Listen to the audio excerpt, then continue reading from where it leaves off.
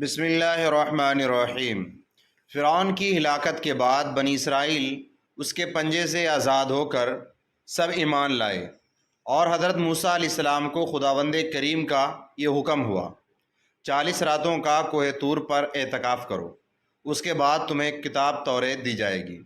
چنانچہ حضرت موسیٰ علیہ السلام کوہ طور پر چلے گئے اور بنی اسرائیل کو اپنے بھائی حضرت ہارون علیہ السلام کے سپرد کر دیا۔ آپ 40 دن تک دن بھر روزہ دار رہ کر ساری رات عبادت میں مشغول رہتے۔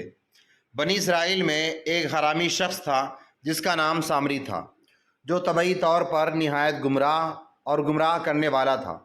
اس کی ماں نے برادری میں رسوائی و بدنامی کے ڈر سے اس کو پیدا ہوتے ہی پہاڑ کے ایک غار میں چھوڑ دیا تھا، اور حضرت جبریل علیہ السلام نے اس کو اپنی انگلی سے دودھ پلا کر پالا تھا، اس لیے حضرت جبریل علیہ السلام کو پہچانتا تھا۔ اس کا پورا نام موسیٰ سامری تھا، اور حضرت موسیٰ علیہ السلام کا نام بھی موسیٰ ہے۔ موسیٰ سامری کو حضرت جبریل علیہ السلام نے پالا تھا، اور حضرت موسیٰ علیہ السلام کی پرورش فرعون کے گھر میں ہوئی تھی، مگر خدا کی شان، فرعون کے گھر پلنے والا بچہ حضرت موسیٰ علیہ السلام تو خدا کے رسول ہوئے، اور حضرت جبریل علیہ السلام کا پالا ہوا بچہ موسیٰ سامری کافر ہوا۔ بنی اسرائیل کو گمراہ کر کے اس نے بچڑے کی پوجا کرائی۔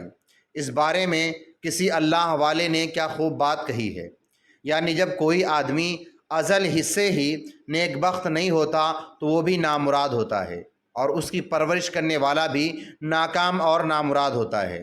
دیکھ لو، موسیٰ سامری حضرت جبریل علیہ السلام کی تربیت اور پرورش کا اس کو کچھ نفع نہ دیا، اور وہ کافر کا کافر ہی رہ گیا۔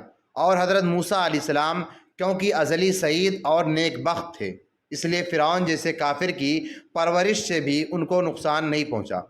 جن دنوں حضرت موسیٰ علیہ السلام کوہ طور پر تشریف فرما تھے، سامری نے آپ کی غیر موجودگی کو غنیمت جانا اور فتنہ برپا کر دیا۔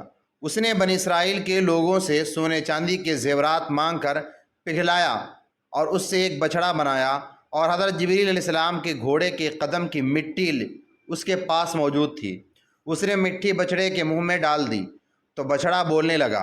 پھر سامری نے بنی اسرائیل سے کہا، اے میری قوم، حضرت موسیٰ علیہ السلام کوہ طور پر خدا کے دیدار کے لیے تشریف لے گئے ہیں، حالانکہ تمہارا خدا تو یہی بچڑا ہے، تم لوگ اس کی عبادت کرو۔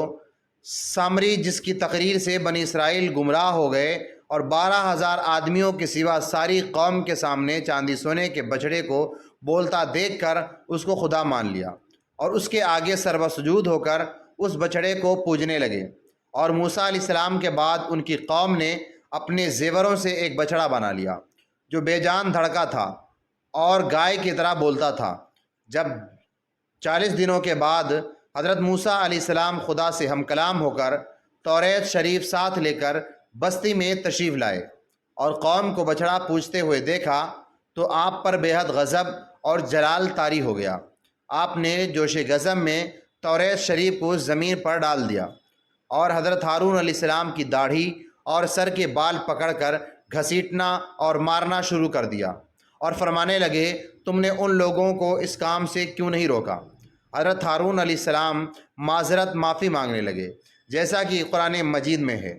حضرت ہارون علیہ السلام نے کہا، اے میری ماں کے بیٹے، قوم نے مجھے کمزور سمجھا اور قریب تھا کہ مجھے مار ڈالیں، تو آپ مجھ پر دشمنوں کو ہنسنے کا موقع نہ دیں اور مجھے ظالموں میں نہ ملائیں۔ حضرت ہارون علیہ السلام کی معذرت سن کر حضرت موسیٰ علیہ السلام کا غصہ ٹھنڈا پڑ گیا۔ اس کے بعد آپ نے اپنے بھائی حضرت ہارون علیہ السلام کے لیے رحمت اور مغفرت کی دعا فرمائی۔ پھر آپ نے بچڑے کو توڑ پھوڑ کر جلا کر اس کے روزہ رضا کر کے لے جا کر کے دریا میں بہا دیا، اور پھر سامری سے بہکانے کی وجہ پوچھی تو بولا، میرا دل چاہا اس لیے میں نے ایسا کیا۔ یہ سن کر موسیٰ علیہ السلام نے فرمایا، دفع ہو جا، تیری سزا یہ ہے کہ جو بھی تجھ سے ملنا چاہے گا تو کہے گا کوئی مجھے نہ چھوئے۔ مزید آپ نے اسے آخرت کے عذاب کی خبر دی۔ لوگوں کو سامری سے ملنا، بات چیت کرنا منع ہو گیا۔ اگر کسی کا جسم اتفاقاً اس کے جسم سے چھو جاتا تو دونوں کو شدید بخار ہو جاتا۔ سامری جنگل میں یہی شور مچاتا پھرتا کہ مجھے نہ چھوئے۔ ہماری ویڈیو کیسی لگی کمنٹ کر کے ضرور بتائیں، اور اگر ہمارے چینل پر نئے ہیں تو ہمارے چینل کو سبسکرائب کریں۔ اللہ حافظ۔